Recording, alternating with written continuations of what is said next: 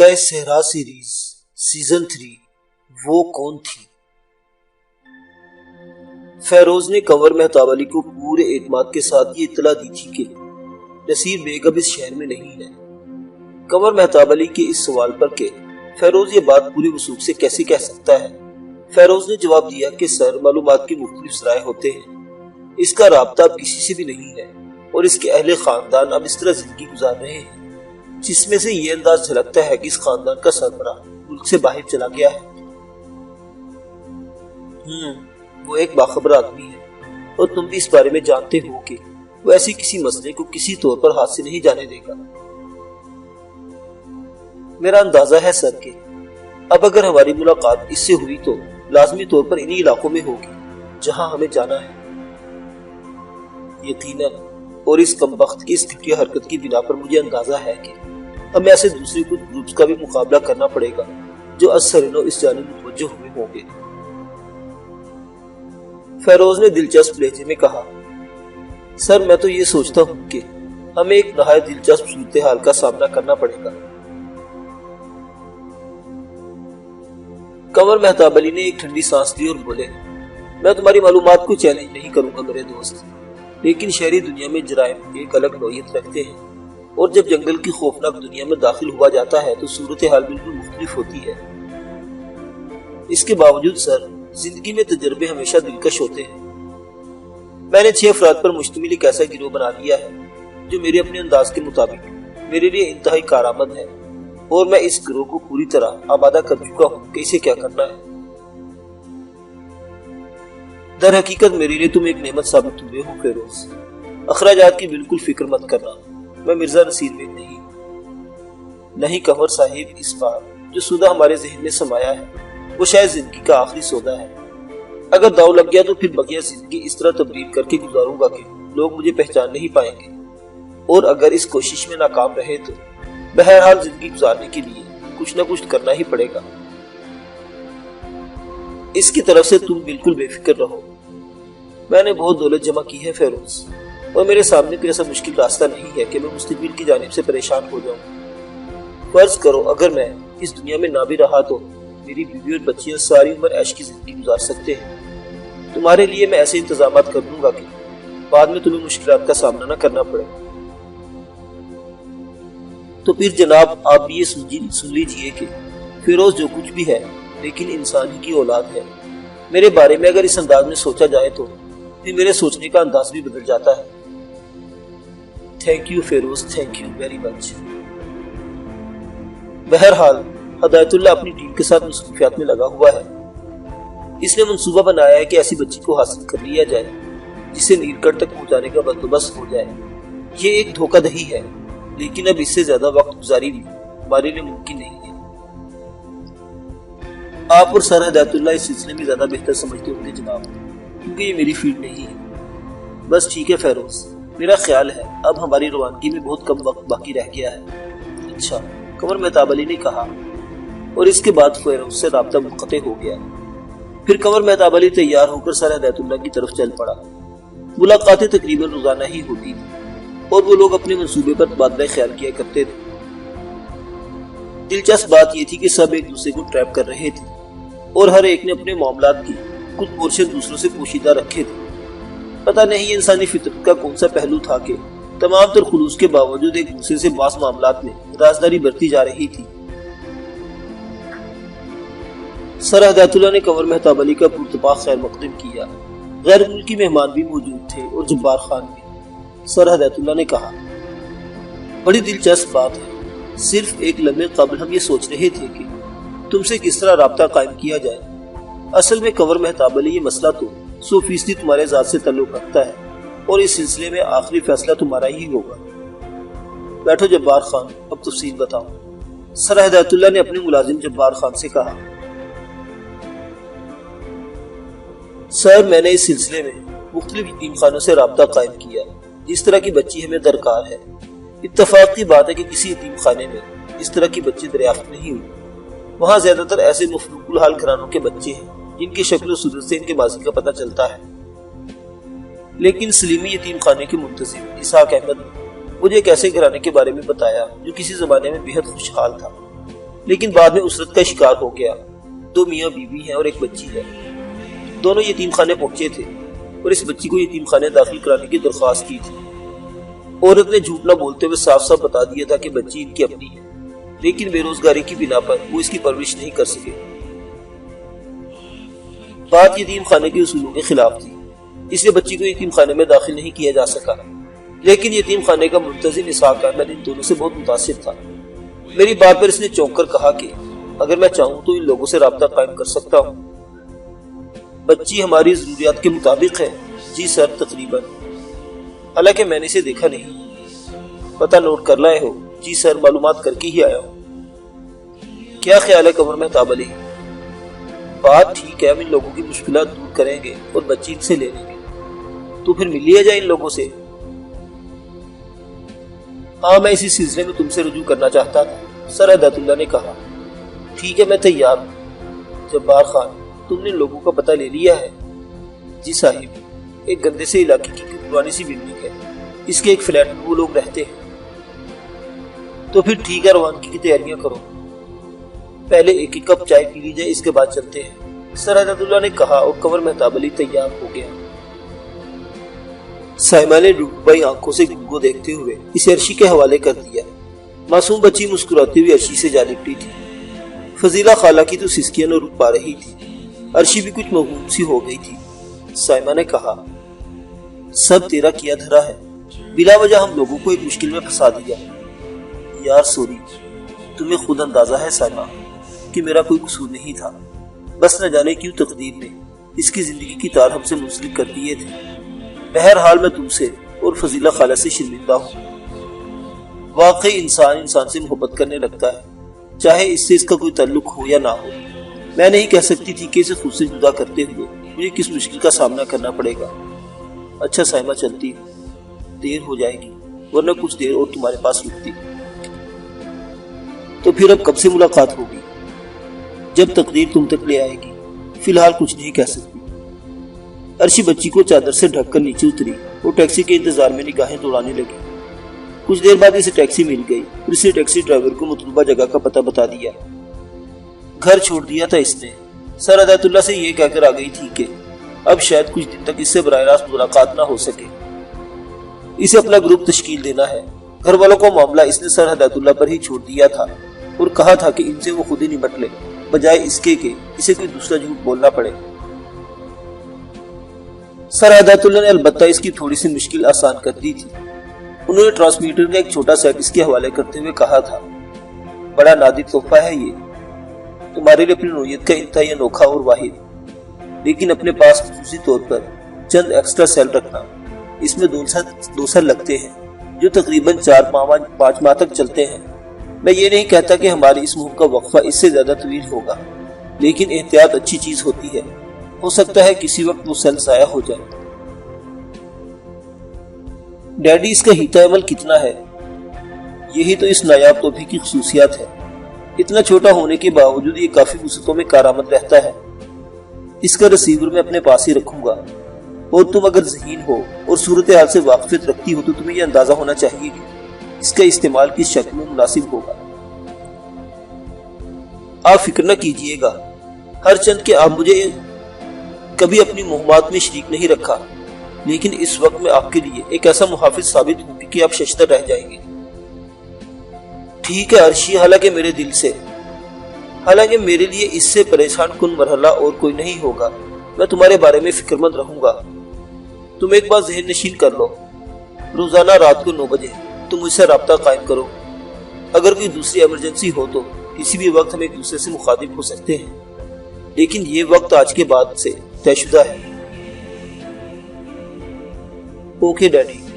اور پھر عرشی نہایت خاموشی سے اپنی چند ضروری جوڑے اور دوسری ایسی اشیاء جن کی ضرورت اسے ہو سکتی تھی لے کر وہاں سے چل پڑی تھی۔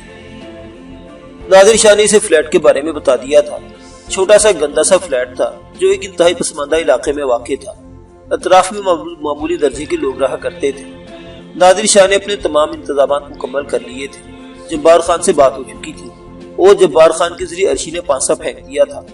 اسے علم ہو گیا تھا کہ جبار خان ان لوگوں کو آمادہ کرنے میں کامیاب ہو گیا ہے۔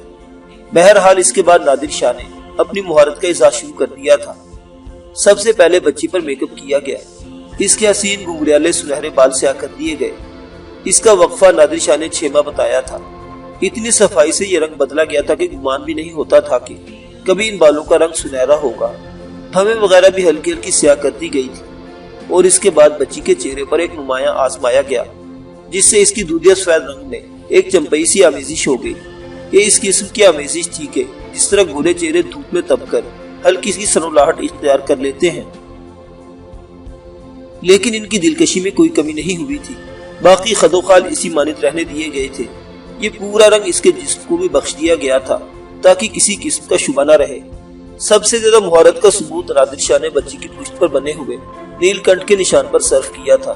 نہ جانے کیسے کیسے اسپرے استعمال کر کے اس نے نیل کنٹھ کے نشان کو بچی کی پشت سے بالکل غائب کر دیا تھا۔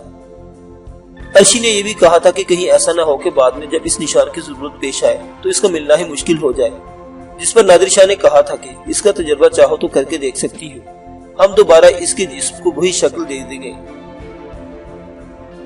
فروغ اور اسپرے بچی کی پشت پر استعمال کرنے سے نیل کنٹھ کا نشان بالکل واضح ہو گیا تھا۔ تب ارشی پر اطمینان انداز میں گردن ہلائی اور نادر شاہ کو دوبارہ بچی کی پشت پر محنت کرنا پڑی۔ بچی بالکل تبدیل ہو گئی تھی۔ ارشی نے اس بات کا اعتراف کیا تھا کہ نادر شاہ میک اپ کے فن میں اپنا ثانی نہیں رکھتا، اور اس کے بعد جب اس نے ارشی کا رنگ بدلا تو ارشی شرما کر ہنس پڑی۔ یہ کیا بنا دیا مجھے تم نے؟ ایک مفلوک الحال ماں جو اپنی بچی کو صحیح طریقے سے پال بھی نہیں سکتی۔ نادر شاہ واقعی تم اپنے اس کمال میں نادر روزگار ہو۔ میں نے بھی بارہا اپنے چہرے پر میک اپ کیا اور اس میں کامیابی بھی حاصل کی ہے، لیکن تمہارا یہ فن بے مثال ہے۔ اصل میں ارشی محکمہ پولیس میں میری شمولیت صرف سطحی نہیں تھی، میرے اپنے ذہن میں بے شمار منصوبے تھے۔ میں ایک ذہین ترین پولیس افسر کی مانند اپنا کام کرنا چاہتا تھا۔ مجرموں کی سرکوبی کے لیے صرف ایک روایتی شکل اختیار کر لینا کافی نہیں ہوتا۔ میں نے خصوصاً اس قسم کی باتوں میں بہت غور کیا ہے، اور تمہیں اس وقت یقین آئے گا جب میں اپنے فنون کا مظاہرہ کروں گا۔ اس سلسلے میں ہم دونوں اس مہم کے لیے تیاریاں تو کر رہے ہیں، لیکن تم یہ نہ سمجھنا کہ ہم صرف بچی کے محافظوں کی حیثیت سے یہ سفر کریں گے۔ میں اور بھی بہت سے ایسے کام کروں گا جن کے بارے میں بھی تمہیں بتانا مناسب نہیں سمجھتا۔ تو پھر تم میرے اس میک اپ کو مکمل سمجھتے ہو؟ تم بتاؤ۔ میں تو واقعی ششتر رہ گئی۔ تم نے 2 چیٹس دیے ہیں، وہ ایک مصور ہی کا کمال ہو سکتے ہیں۔ یہ لکیریں جو تم نے میرے چہرے پر نمودار کی ہیں، غور و فکر اور پریشانی کی لکیریں ہیں، اسرت اور بدحالی کی لکیریں ہیں۔ میں دعوے سے کہہ سکتی ہوں کہ بڑے سے بڑا فنکار بھی اس قسم کی ٹچز کو اور اس فن کو نہیں پا سکتا۔ شکریہ۔ اب تم اصل حلیے میں آ جاؤ۔ جبار خان کسی بھی وقت ان لوگوں کو لے کر یہاں پہنچ سکتا ہے، میں ذرا اپنا انتظام کروں۔ ارشی نے گردن ہلا دی، اور اس کے بعد ایک بند کمرے میں نادر شاہ اپنے آپ پر مصروف ہو گیا۔ ارشی فلیٹ کی مختلف چیزیں ادھر ادھر رکھنے لگی تھی۔ بچی بانوں سے بنی ہوئی ایک چارپائی پر پڑی ہوئی مست انداز میں چھت کو دیکھ رہی تھی۔ اسے ان حالات کی بالکل پرواہ نہیں تھی کہ کچھ دیر کے بعد جب نادر شاہ اس کمرے سے برآمد ہوا تو ارشی دھک سے رہ گئی۔ نادر شاہ کو اس نے پھٹی پھٹی آنکھوں سے دیکھا اور پھر ادھر ادھر دیکھنے لگی۔ پھر اس نے آہستہ سے کہا، نادر شاہ، بس تمہارے لہجے میں مجھے میرے کمال کا جواب مل گیا۔ خدا کی قسم بے مثال، واقعی بے مثال۔ نادر شاہ نے مطمئن انداز میں گردن ہلا دی، اور اس کے بعد وہ لوگ جبار خان کا انتظار کرنے لگے۔ ابھی ایک مشکل مرحلہ باقی تھا، جس کے سر انجام پانے کے بعد یہ فیصلہ کیا جا سکتا تھا کہ وہ اپنی کوششوں میں کس حد تک کامیاب ہوئے ہیں۔ فلیٹ کو بھی ایک پرانا ماحول دے دیا گیا، اور ایک نگاہ دیکھ کر اس کے مکینوں کی حیثیت کا اندازہ لگایا جا سکتا تھا۔ اوہ نادر شاہ، ایک اہم بات تو تم سے پوچھنا بھول گئے۔ پوچھو، ہمارے نام کیا ہیں؟ تم نے کوئی نام تو دیا ہوگا اسحاق احمد کو۔ ہاں، یہ تو پوچھا نہیں بھولی، بلکہ میں تمہیں بتانا بھول گیا۔ میرا نام سردار خان ہے اور تم شمسا ہو۔ میں نے سین شین کو یکجا رکھا ہے۔ اور یہ، ارشی نے گل کی طرف اشارہ کیا، ہمارے آنگن کا پھول۔ نادر شاہ نے شرارت سے کہا، کون؟ گل۔ نادر شاہ بولا اور ارشی ہنس پڑی۔ ٹھیک ہے نا؟ ہاں ٹھیک ہے، مگر آنگن کہاں ہے؟ اس مہم سے نمٹ لے، آنگن مہیا کرنا میرا کام ہے۔ یہ باتیں ہو رہی تھی کہ فلیٹ کے دروازے پر دستک سنائی دی اور دونوں چونک پڑے۔ نادر شاہ آہستہ سے بولا، کیمرہ آن، ہیروئن اندر۔ عرشی مسکراتے ہوئے کمرے سے چلی گئی تھی۔ قمر، مہتاب علی اور سر ہدایت اللہ بوسیدہ فلیٹ کے دروازے پر رک گئے۔ جبار خان نے دروازے پر دستک دی تھی۔ دوسری بار دستک دینے پر دروازہ کھل گیا۔ باہر جھانکنے والا ایک تنومند آدمی تھا، بہترین کسے ہوئے جسم کا مالک، لیکن پھٹے پرانے لباس میں محفوظ تھا۔ اس نے حیران نظروں سے انہیں دیکھا، پھر متحیرانہ لہجے میں بولا، جی صاحب، ہمیں سردار خان سے ملنا ہے۔ میرا ہی نام ہے صاحب۔ سردار خان، ہمیں تم سے کچھ باتیں کرنی ہے، ہم اندر آنا چاہتے ہیں، ہدایت اللہ نے کہا۔ آ جائیے صاحب، مہمانوں کو کیسے منع کر سکتے ہیں، مگر آپ کو یہاں آ کر افسوس ہوگا، سردار خان پھیکی سی مسکراہٹ کے ساتھ کہا، اور تینوں اندر داخل ہو گئے۔ سردار خان نے آواز لگائی، شمسا، چارپائی لے آ، مہمان آئے ہیں۔ رہنے دو سردار خان، کبھی کبھی زمین پر بیٹھنے میں مزہ آتا ہے، ایک گھریلو قسم کی چوپال معلوم ہوتی ہے، قمر مہتاب علی نے کہا، اور سردار خان گہری چمکدار آنکھوں سے انہیں دیکھنے لگا۔ قمر مہتاب علی اور سر ہدایت اللہ نے محسوس کیا تھا کہ وہ غیر معمولی آدمی ہے۔ پھر اس نے مسکراتے ہوئے کہا، چہروں سے بھی بڑے آدمی معلوم ہوتے ہو صاحب، خاندانی لوگ، ورنہ اس جیسے گھروں میں داخل ہونے کے بعد تو چہرے کی لکیریں ہی بگڑ جاتی ہیں۔ بہرحال صاحب، چارپائی تو پیش کر سکتے ہیں، ہم اس سے محروم نہ کریں۔ اندرونی کمرے سے میلے والے لباس میں ملبوس عورت، لیکن قدرت کے عطا کیے ہوئے دلکش خطوط سے آراستہ ایک عورت چارپائی کے ایک خانے میں ہاتھ ڈالے بغل میں دبائے باہر نکل آئی۔ اس نے بیرونی حصے میں چارپائی ڈال دی۔ سردار خان بولا، بیٹھو صاحب، اس گھر میں کبھی ایسے لوگ بھی آ گئے ہیں، آئیں گے، ہم نے سوچا نہ تھا، ورنہ کہیں نہ کہیں سے ایک چادر کا انتظام کر کے اس پر بچھانے کا بندوبست تو کیا ہی جا سکتا تھا۔ سر ہدایت اللہ اور قمر مہتاب علی بیٹھ گئے۔ جبار خان سامنے ایک ایسی جگہ پر جا بیٹھا جو شاید کھڑونچی تھی اور کبھی کھڑے رکھنے کے کام آتی ہوگی، لیکن اس وقت وہ کھڑوں سے خالی تھی۔ سردار خان کے سامنے زمین پر بیٹھ کے پھر بولا، صاحب، آپ کی آمد ہمارے بدن کی رگیں کھینچ رہی ہے، اللہ کے واسطے میں یہ بتاؤ کہ ہمیں یہ عزت کیوں بخشی ہے؟ سر ہدایت اللہ نے کہا، سردار خان، کتنے پڑھے لکھے ہو؟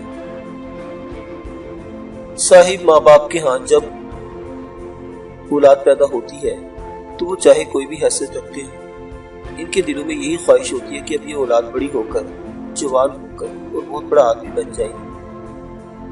صاحب، یہ انسان کی فطرت ہے کہ ہم نے 8ویں جماعت پاس کی ہے، بس اس سے آگے نہیں پڑھ سکے، لیکن گفتگو اور لہجے سے تم خاصے پڑھے لکھے آدمی معلوم ہوتے ہیں، اپنی اوقات سے بڑھنے والی بات ہے۔ صاحب، ہمیشہ سے ایسے لوگوں سے دوستی رہی جو پڑھے لکھے ہیں۔ کیا کرتے تھے؟ فوج میں بھرتی ہو گئے تھے صاحب، لانس نائک بن گئے تھے، مگر تقدیر کو گوارا نہیں تھا، کچھ ایسا چکر چلا کہ ہمیں فوج سے نکال دیا گیا۔ اس کے بعد جگہ جگہ نوکری کرنے کی کوشش کرتے رہے، نوکری ملی اور چھوٹ گئی۔ اگر آپ کو یہ دیکھنا ہے کہ صاحب تقدیر کس طرح انسان کو بے بس کر دیتی ہے تو ہمیں دیکھنی چاہیے۔ نصیبوں کی ماری یہ عورت ہمارے چچا کی بیٹی تھی، اور جس کا کوئی فسانہ حال نہیں تھا، اور جس کے لیے چچا نے مرتے ہوئے ہم سے کہا تھا کہ اب تیرے سوا اس کا اور کوئی نہیں ہے، ہماری بیوی بن گئی صاحب۔ اس کی حفاظت کرنے کا اور کوئی ذریعہ ہماری سمجھ میں نہیں آیا تھا۔ اگر ہمارے پاس کچھ ہوتا تو ہم اسے کسی ایسے عزت دار کے حوالے کر دیتے جو محنت مزدوری سے کم از کم روزی تو کما سکتا۔ تعجب کی بات ہے سردار خان، تم اچھے خاصے ذہین اور سمجھدار آدمی وہ کام کیوں نہیں کر سکے؟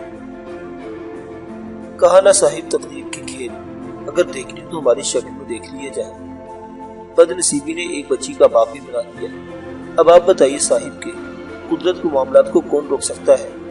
لوگ کہتے ہیں، اور بے شک ان کی بات سچی بھی ہے، کہ اگر اولاد کو پالنے کی سخت نہ ہو تو ان کی پیدائش روکی جائے، اور صاحب انسان ہر حال میں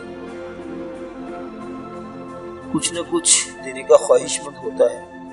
اس بد نصیب عورت سے اگر مامنے کا حق بھی چھین لیتے تو اس کی حق تلفیوں میں ایک اور حق تلفی کا اضافہ ہو جاتا۔ سردار خان، ہمارے کچھ ایسے معاملات ہیں جن کے بارے میں ہم تم سے ایک لفظ چھپانا مناسب نہیں سمجھتے، خاص طور پر تم سے ملاقات کے بعد ایسا کرنا ایک انتہائی ذلیل حرکت ہوگی۔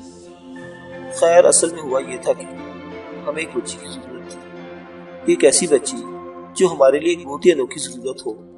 ہم نے سوچا کہ کسی یتیم خانے سے رجوع کیا جائے اور وہاں سے ایسی بچی کے حصول کی کوشش کی جائے۔ ہم سلیمی یتیم خانے تک پہنچے۔ وہاں کا ایک رکن اسحاق احمد نے بتایا، تمہارا پتہ؟ معاف کرنا سردار خان، ہماری زبان سے کوئی ایسا لفظ ادا ہو جائے جو تمہیں برا لگے تو اسے بس نظر انداز کر دینا، کیونکہ انسان انہی الفاظ میں اپنا مفہوم ادا کر سکتا ہے جو اس کے لیے مناسب ہوتے ہیں۔ اسحاق احمد نے ہمیں بتایا تھا کہ تم اپنی بچی کو اپنی زندگی ہی میں یتیم خانے کے حوالے کر دینا چاہتے ہو اور اس کے لیے تمہیں انکار کر دیا گیا تھا۔ جی صاحب، ہم ایسے ہی ماں باپ ہیں۔ اس بچی کی پرورش کے بارے میں ہم نے دور دور تک نظر دوڑائی اور پھر یہ فیصلہ کیا کہ ہم اس کے حقدار نہیں تھے، ہمیں اس پر قبضہ نہیں جمائے رکھنا چاہیے۔ صاحب کچھ اور تو نہیں کر سکتے تھے، بس یہ سوچا کہ کسی ایسی خیراتی ادارے میں اس کی پرورش کرائیں جہاں بے شک یہ معاشرے میں کوئی مقام تو حاصل نہیں کر سکے گی لیکن زندہ تو رہ سکے گی۔ ہم اس کا پیچھا کرتے رہیں گے، یہ جہاں بھی ہوگی دور دور سے اس کا جائزہ لیتے رہیں گے اور اسے اپنا سمجھتے رہیں گے۔ مگر صاحب تقدیر نے ہمیں یہ بھی کھیل کھیلنے کی نہیں دیا۔ ہم بچی کو دیکھ سکتے ہیں؟ کیوں نہیں صاحب، دیکھ لیجئے، شمسا بچی کو لے آؤ۔ میلی کچیلی عورت اندر گئی اور بچی کو کاندھے سے لگا کر باہر لے آئی۔ وہ سو رہی تھی۔ قمر مہتاب علی اور سید ہدایت اللہ نے اسے دیکھا اور ششدر رہ گئے۔ قمر مہتاب علی نے تو دیر تک بچی کا جائزہ لیتے رہے۔ انہیں بہت عجیب سا محسوس ہو رہا تھا، اتنی خوبصورت، اتنی پیاری بچی، اس کے نقوش کافی حد تک اس بچی سے ملتے جلتے تھے جو قمر مہتاب علی کے پاس کافی وقت رہ چکی تھی۔ بس معمولی سا فرق تھا، بچی ایک نگاہ میں انہیں بھا گئی تھی اور اس کا اندازہ قمر مہتاب علی کے چہرے سے ہی لگایا جا سکتا تھا۔ وہ حیران نگاہوں سے دیر تک بچی کو دیکھتے رہے تھے، پھر انہوں نے بچی کی ماں باپ کو دیکھا اور ٹھنڈا سانس لے کر خاموش ہو گئے۔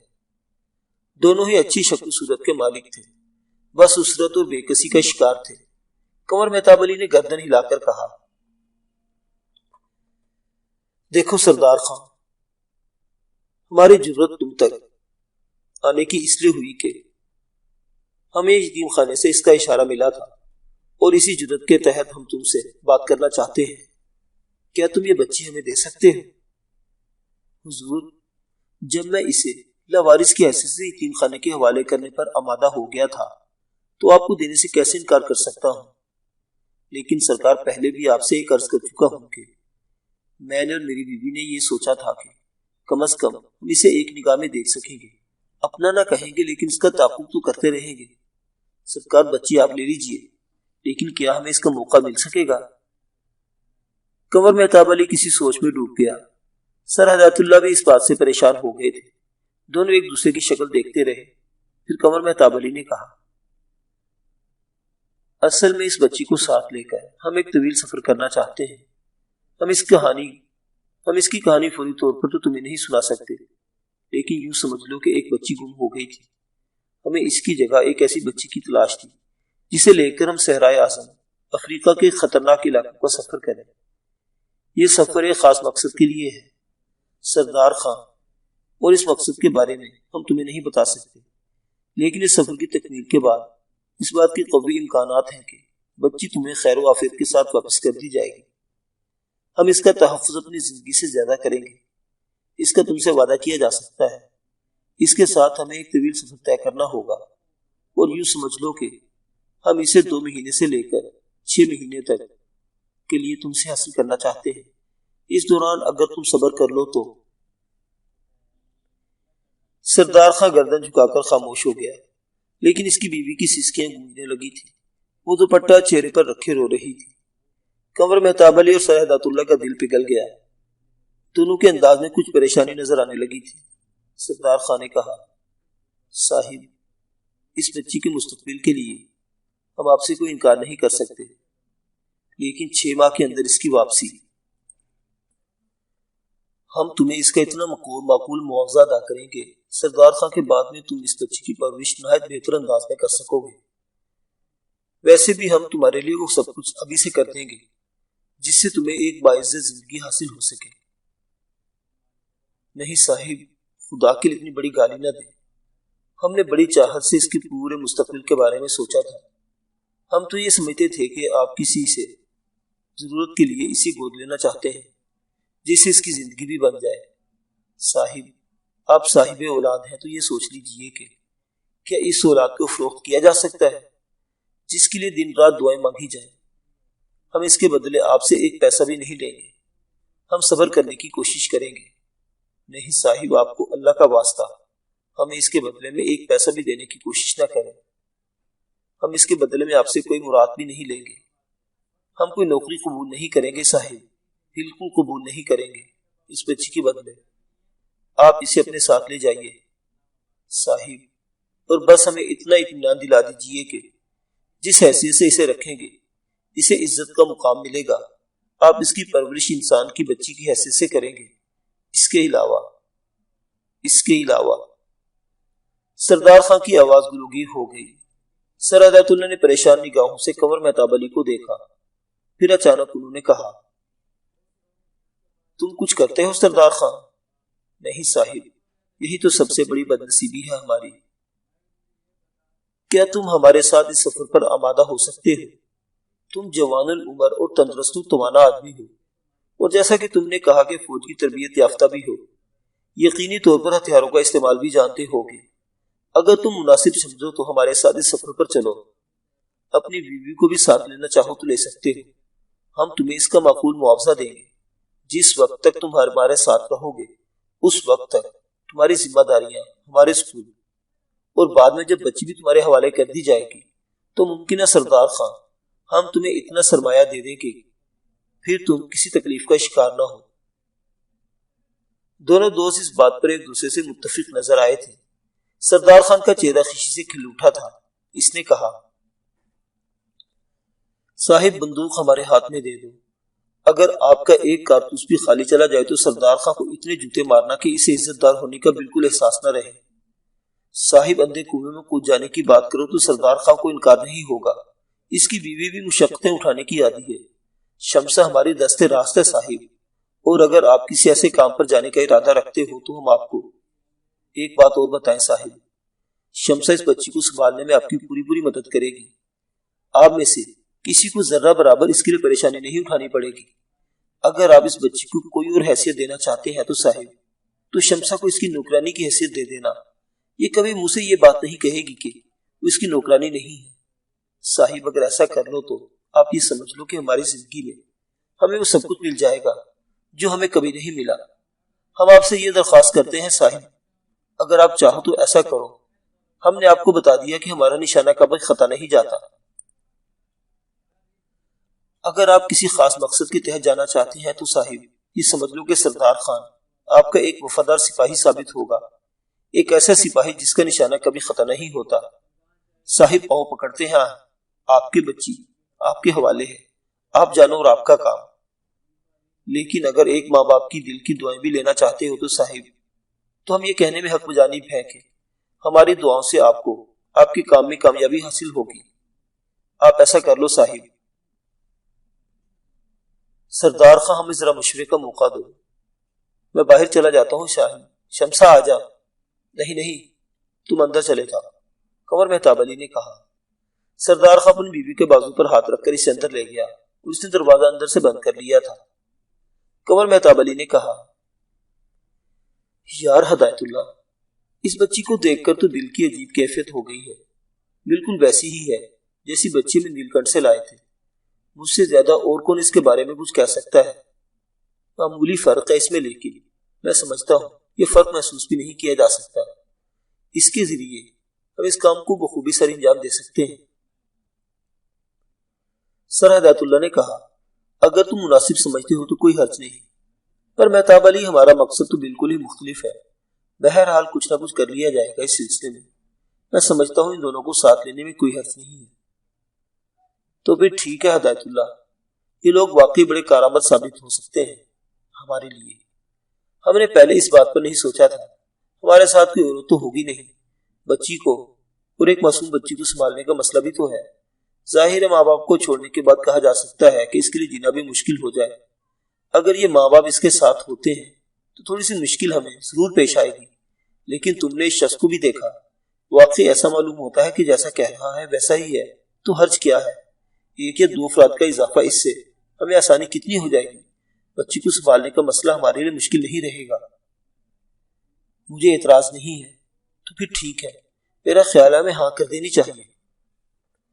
بالکل بالکل ٹھیک ہے، سر ہدایت اللہ نے کہا۔ اصل میں اس کے ذہن میں یہ خیال تھا کہ اصل بچی تو بہرحال موجود ہے اور متعلقہ جگہ پہنچنے کے بعد اس کا مزید مشکل کام نہیں ہوگا۔ چنانچہ اس بچی کو اگر اس انداز میں ان 2 افراد کے ساتھ رکھ لیا جائے تو کوئی حرج نہیں ہے۔ دونوں آمادہ ہو گئے اور اس کے بعد یہ خبری سردار خان کو بھی سنا دی گئی۔ سردار خان نے ایک بار پھر قمر مہتاب علی کے پاؤں پکڑ لیے تھے۔ صاحب، زندگی دینے والے اگر اس طرح گھروں تک پہنچ کر زندگی دیتے ہیں تو آج ہم دینے والے کی قدرت کی قائل ہو گئے۔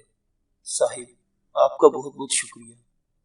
آپ دیکھ لیجئے، آنے والا وقت آپ کو بتائے گا کہ ہم آپ کی کتنے جانثار ثابت ہوتے ہیں۔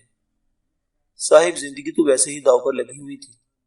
ہم نہیں کہہ سکتے تھے کہ ہم ان مشکلات میں کب تک جی سکتے ہیں، لیکن اب آپ نے جینے کا حق دے دیا ہے تو آپ دیکھیں گے صاحب کے دلیری سے جیئیں گے۔ ٹھیک ہے سردار خان، کسی بھی طرح اپنے آپ کو ہم سے کمتر نہ سمجھنا۔ یہ ایک مہم ہے جس کے لیے میں افریقہ کا سفر کرنا پڑے گا۔ سفر میں مشکلات ہیں، لیکن باہر تو پورا گروہ ہے۔ جو سب کا حال ہوگا وہ تمہارا، تمہیں اس کا بہترین معاوضہ دیا جائے گا۔ بس صاحب، معاوضے کی بات بالکل مت کرو، آپ ہمیں آزما کر دیکھو، ہم آپ کے معیار پر پورا اتریں گے۔ تو پھر یوں کرو، یہ تھوڑے سے پیسے رکھ لو، ضرورتوں میں کام آئیں گے، اور اپنے آپ کو باہر جانے کے لیے تیار کر لو۔ ہم تمہاری تصویریں وغیرہ حاصل کر لیں گے۔ یہ کام ہمارا اپنا ہے، اس کے لیے تم فکر مند نہ ہو۔ تمہارے پاسپورٹ اور ویزا وغیرہ حاصل کر لیے جائیں گے۔ بچی کو تم ہر طرح سے خوش رکھنے کی کوشش کرو اور اس بات پر اطمینان رکھو کہ ہم نہایت احتیاط کے ساتھ اسے واپس تمہارے حوالے کر دیں گے۔ صاحب، آپ کا بہت بہت شکریہ۔ اچھا، تو ہم چلتے ہیں، یہ رقم رکھ لو، اور اب اسے بچی کا معاوضہ نہ سمجھنا بلکہ اپنی اس محنت کا معاوضہ سمجھنا جو تمہیں ہمارے ساتھ کرنی ہے۔ آپ بالکل فکر مت کریں صاحب، تمہارے لیے کپڑے وغیرہ ہم تیار کرا لیں گے۔ روانگی کا انتظام 2 یا 3 دن کے اندر اندر ہو جائے گا۔ تم یہاں سے کہیں باہر نہ جانا، بعد میں ہم تمہیں اپنے پاس ہی بلا لیں گے۔ جو حکم صاحب، میں اپنی خوشی کا اظہار آپ سے نہیں کر سکتا۔ بس ٹھیک ہے دوست، تم اب ایک مومجو کی حیثیت سے ہمارا ساتھ دو گے۔ سر ہدایت اللہ اور قمر مہتاب علی جب فلیٹ سے باہر نکلے تو بہت خوش نظر آ رہے تھے۔ قمر مہتاب علی نے کہا، ہدایت اللہ، ایسا کام بن گیا ہے کہ ہم سوچ بھی نہیں سکتے تھے۔ اس سلسلے میں تقدیر نے ہمارا بڑا ساتھ دیا ہے۔ باقی سارے معاملات بعد میں دیکھنے کے ہیں۔ خدا کرے کوئی ایسا عمل ہو جائے کہ اس بچی کو نیل کنٹھ کے حوالے نہ کرنا پڑے۔ بہرحال یہ سب بات کی باتیں ہیں، بعد میں سوچ لیں گے۔ میں پوری طرح مطمئن ہوں، سر ہدایت اللہ نے کہا، اور وہ لوگ جبار خان کے ساتھ واپس چل پڑے۔ معزز سامعین حضرات، یہ دلچسپ داستان ابھی جاری ہے۔ بقیہ واقعات اگلی قسط میں۔ دیکھتے رہیے اردو داستان۔ اللہ حافظ۔